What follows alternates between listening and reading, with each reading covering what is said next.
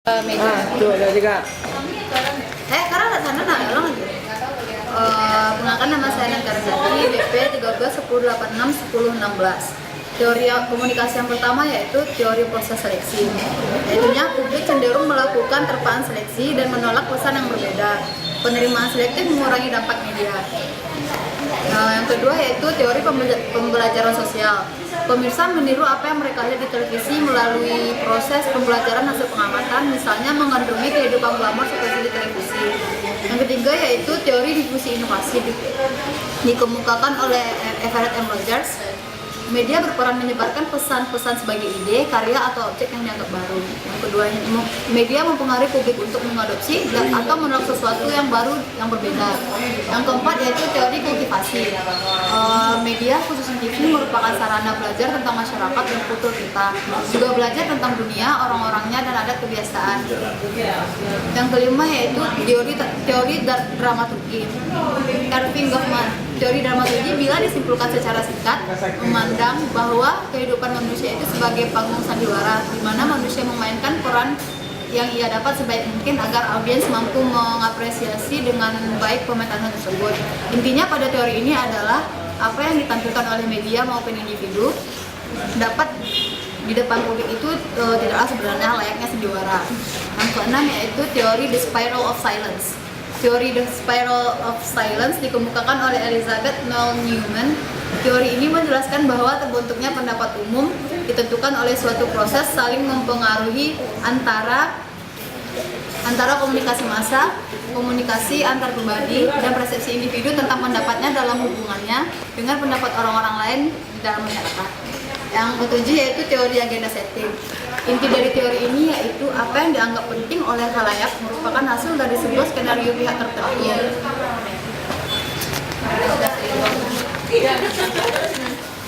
Selanjutnya framing.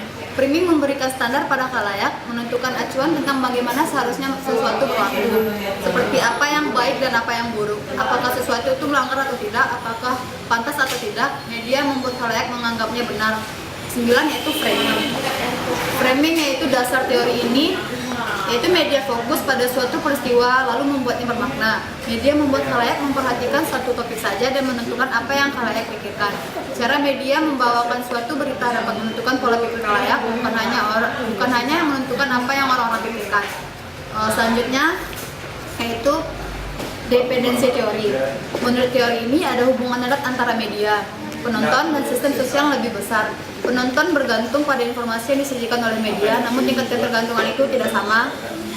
Penonton akan lebih bergantung pada media yang memenuhi kebutuhannya. Dan pada saat terjadi perubahan sosial dan konflik yang tinggi, ketergantungan kita pada media akan meningkat dan menurun pada saat kondisi yang stabil. Yang 11 yaitu teori peluru magis. Media massa mengubah atau mengendalikan perilaku publik.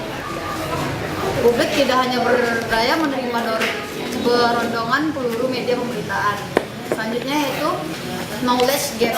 Penyebaran informasi yang dilakukan oleh media tidak merata, namun dipengaruhi oleh status sosial ekonomi seseorang.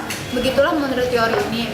Orang dengan status sosial ekonomi yang tinggi cenderung dan peduli terhadapnya dibandingkan dengan orang yang status sosial ekonominya rendah. Selanjutnya media richness theory. Teori ini mengatakan bahwa kegunaan sebuah media sangat tergantung kekayaan pesan atau informasi yang tergantung di dalam media komunikasi tersebut. Yang selanjutnya medium teori. Teori ini berfokus pada bagaimana karakteristik media, bukan apa informasi yang disampaikan, bukan pula bagaimana pesan itu diterima. Yang selanjutnya yaitu teori langkah atau step flow teori. Pengaruh media massa berlangsung melalui tahapan-tahapan atau langkah. Selanjutnya teori penggunaan dan pemenuhan. Publik menggunakan media untuk memenuhi kebutuhannya, menggambarkan bagaimana publik menggunakan media untuk memuaskan berbagai kebutuhan hidupnya. Selanjutnya teori kemungkinan elaborasi atau elaborasi likelihood theory. Teori kemungkinan elaborasi adalah teori menjelaskan kemungkinan manusia untuk mengevaluasi yang akan diterimanya secara kritis. Selanjutnya teori pelanggaran harapan. Teori pelanggaran harapan atau disebut dengan cognitive dissonance theory Chesbergen, teori pelanggaran harapan merupakan salah satu teori komunikasi yang menggambarkan bahwa seseorang memiliki harapan terhadap jarak perilaku nonverbal orang lain yang dapat memberikan kenyamanan kepadanya. Selanjutnya, teori disonansi kognitif. Glenn Festinger, teori disonansi kognitif merupakan sebuah teori komunikasi yang membahas mengenai perasaan ketidaknyamanan seseorang yang diakibatkan oleh sikap, pemikiran, dan perilaku yang tidak konsisten dan memotivasi seseorang untuk mengambil langkah demi mengurangi ketidaknyamanan tersebut. Selanjutnya, teori interaksi simbolik. Dalam perspektif ini dikenal nama sosiolog George Herbert yang memusatkan perhatiannya pada interaksi antara individu dan kelompok. Mereka mengungkapkan bahwa individu mereka tersebut berinteraksi dengan menggunakan simbol-simbol. Selanjutnya, teori pengurangan ketidakpastian.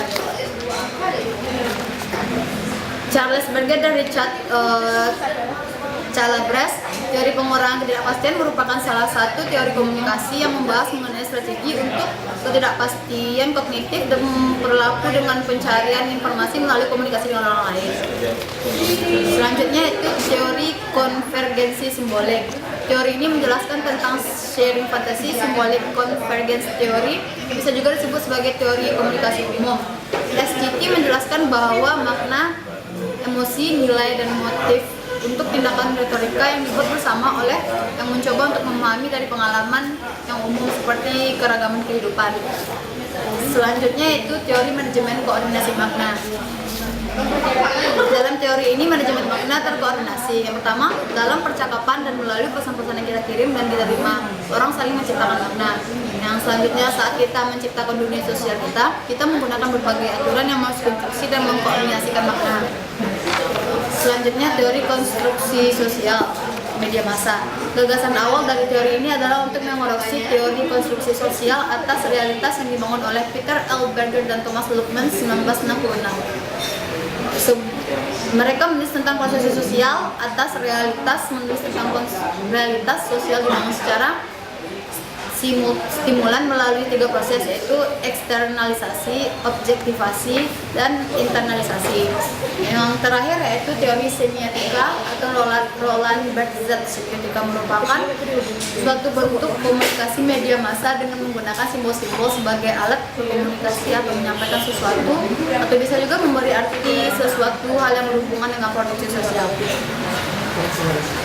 Sekian, terima kasih.